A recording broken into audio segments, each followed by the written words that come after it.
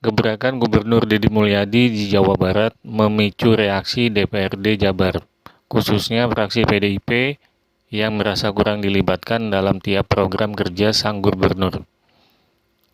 Hal ini membuat hubungan keduanya memanas. Kedua belah pihak mulai tampak saling sindir. Puncak aksi keduanya memuncak pada rapat paripurna DPRD Jabar yang diselenggarakan hari Jumat tanggal 16 Mei 2025. Pihak fraksi PDIP melakukan aksi walkout sebagai bentuk kekecewaan terhadap pernyataan Deddy Mulyadi di Musyawarah Rencana Pembangunan atau Musrembang di Cirebon tanggal 7 Mei 2025 kemarin. Di acara tersebut, Deddy menyatakan para raja tidak pernah menyusun APBD dan VOC juga tidak meminta persetujuan DPR saat membangun negara di Cirebon. Musrembang itu sendiri tidak dihadiri oleh DPRD dari fraksi PDIP. Doni Maradona Huta Barat sebagai salah satu anggota DPRD Jabar fraksi di PDIP menilai Deddy Mulyadi tampaknya ingin membuat Jawa Barat seperti era kerajaan di masa lalu. Doni menyatakan jika Jabar diubah menjadi kerajaan, maka Deddy tak lagi membutuhkan DPRD. Padahal maksud pernyataan Deddy Mulyadi dalam analogi tersebut itu adalah soal efisiensi. Jika perumusan anggaran bisa dilakukan dengan cepat, tentu hal itu akan mempermudah pekerjaan. Sedangkan proses pengawasan tetap bisa dilakukan seiring proses pekerjaan yang sedang dilakukan. Deddy mencontohkan pembongkaran bangunan liar. Jika memakai pendekatan gaya birokrasi lama, semuanya bakal ribet dan memakan waktu.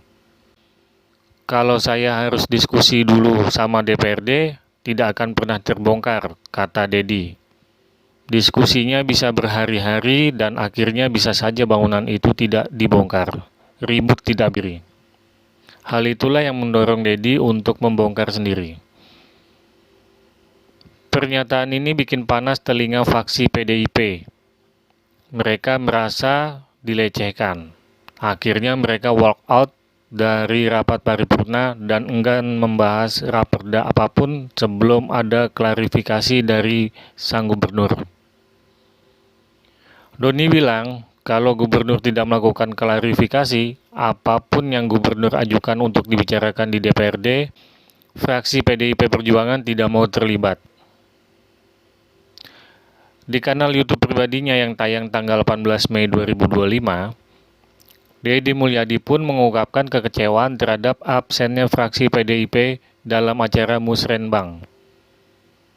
Ia juga menyampaikan sebagian lembaga legislatif lebih mementingkan gengsi dan politik simbolis ketimbang melayani rakyat.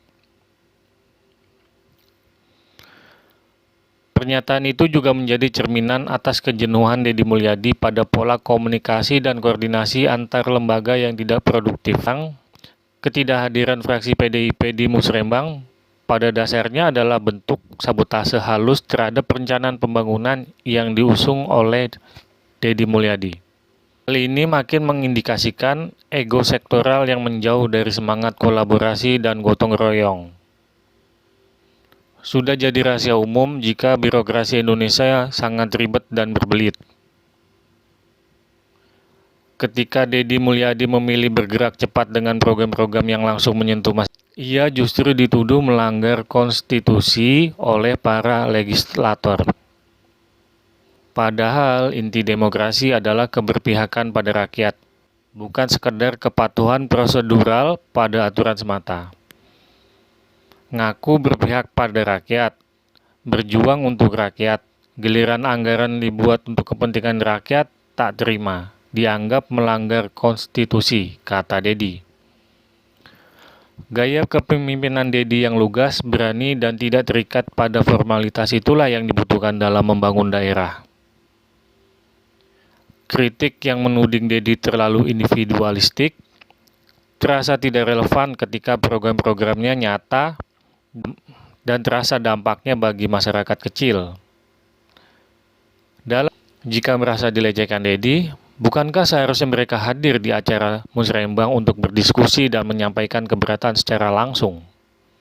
Namun, alih-alih melakukan hal itu, mereka justru lebih memilih diam, menghindar lalu menuntut klarifikasi.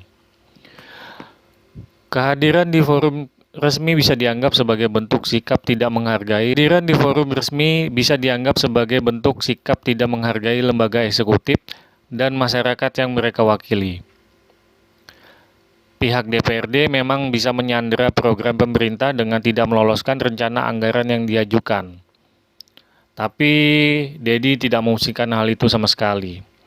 Tindakan sabotase tidak lebih hanya dari perbuatan kekanak-kanakan. Kalau niat demi rakyat, meskinya tidak mempersulit anggaran yang telah disusun. Menanggapi hal itu, Dedi menyatakan tidak terlalu memikirkan anggaran ketika menyusun program, karena rezeki akan mengikuti. Pernyataan ini menunjukkan keyakinan mendalam bahwa pelayanan publik harus berangkat dari niat tulus dan kepedulian, bukan semata-mata terikat oleh kalkulasi anggaran dan prosedur. Memimpin tidak harus selalu ada duit, kata Dedi.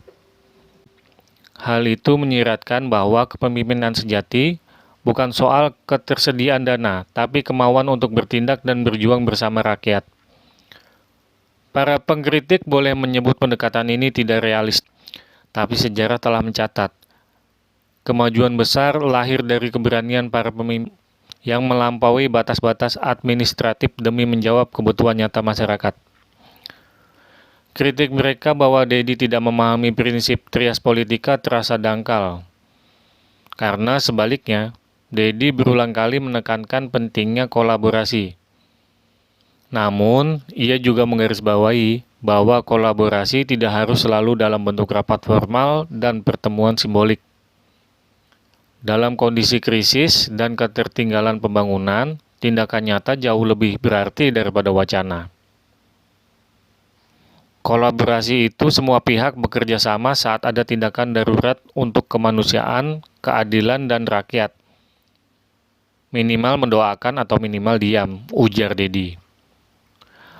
Dalam pernyataan itu terkandung harapan yang sederhana. Jika tidak bisa membantu, sebaiknya tidak menghalangi. Pernyataan ini relevan mengingat program-program pemerintah daerah kerap tersendat. Bukan karena kekurangan sumber daya, tapi karena tarik-menarik kepentingan politik yang tidak produktif.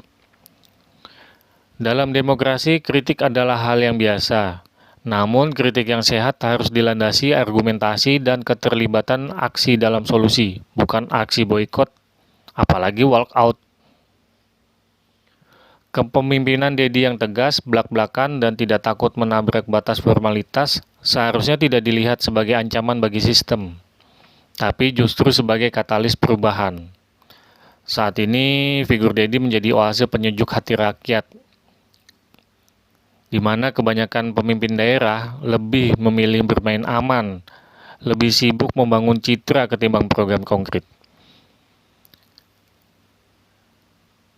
Dedi memang bukan pemimpin sempurna, tapi ia hadir dengan energi perubahan, semangat merombak, dan keberanian untuk berbeda.